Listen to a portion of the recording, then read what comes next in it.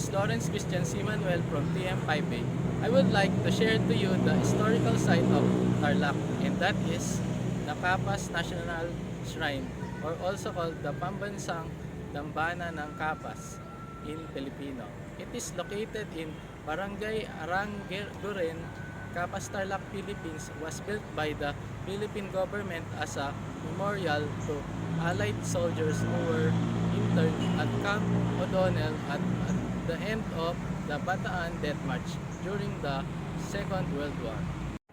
For Filipino and American soldiers who were interned at Camp O'Donnell at the end of the Bataan Death March, established from December 7, 1991 until from April 9, 2003. Location, Capas, Tarlac, Philippines. The total of burials is 30,000 plus, around 25,000 Filipinos and 16,000 Americans. This memorial is dedicated to the brave men and women who defied the might of the invaders at Bataan, Corregid, and other parts of the Philippines during World War II. Thousands died in battle during the Death March, and while in captivity, thousands more endured inhuman conditions at the prison camp in Capas, Tarlac. They suffered in the night so that their countrymen would wake to the dawn of freedom.